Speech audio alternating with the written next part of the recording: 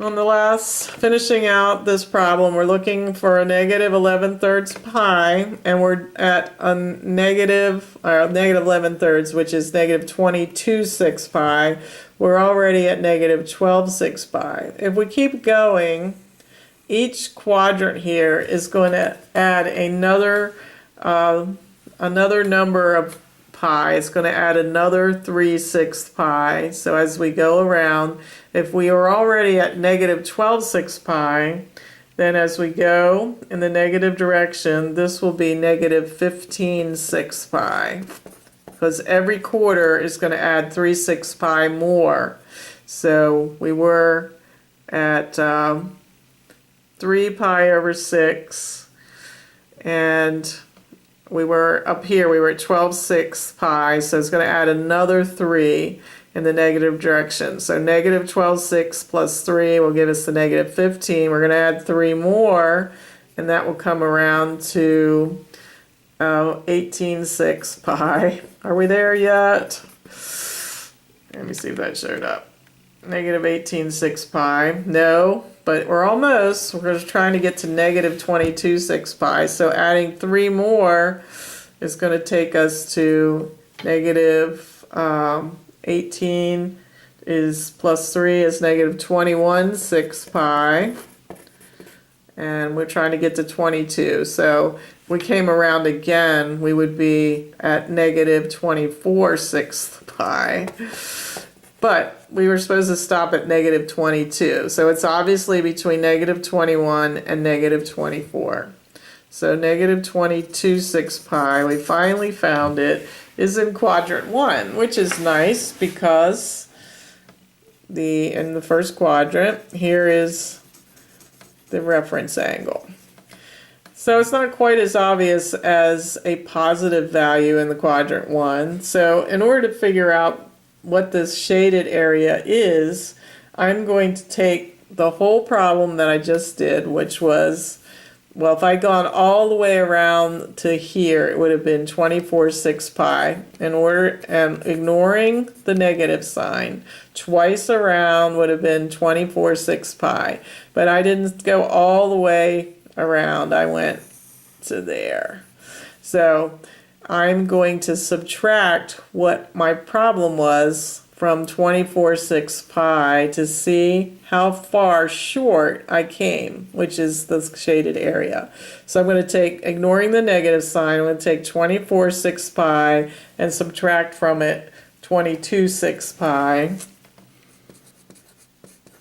And that will give me 2/6 pi, which is just a familiar friend, pi over 3. So all that to find pi over 3. But that is, so it's much easier to take the tangent of pi over 3 than it is the tangent of a negative 11/3 pi. So going back to our unit circle up here, pi over 3 has, what were we doing, tangent? So pi over 3 is right here. The tangent is the second divided by the first. So coming back, I'm going to take square root of 3. Tangent of, first of all, my reference angle.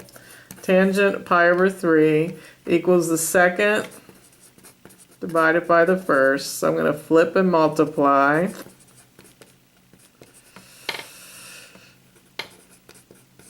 And I get square root of 3. So all I have to do now is to find the tangent of my original problem, negative 11 pi over 3, is take this answer and check the sign. So I'm going to affix the sign, the proper sign, to pi over 3.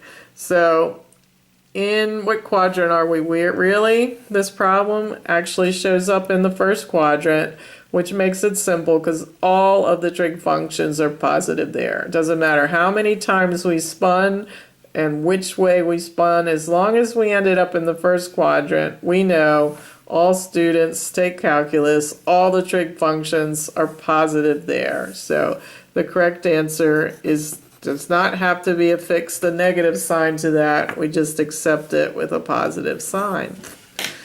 There we go. So that is how to use reference angles to find trig functions. And we only have to remember the first quadrant of the unit circle. All right, you won't be able to, and I did some pretty tough ones, but they are not impossible. So I have some theme music here, see if I can find it. See what music this is.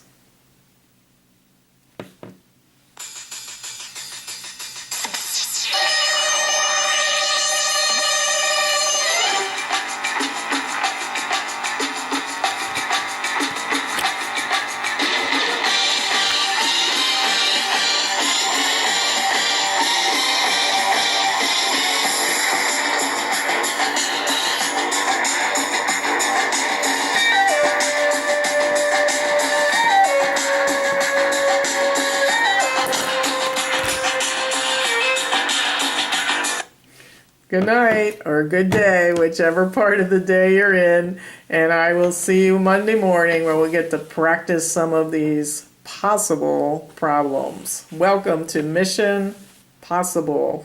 See you then.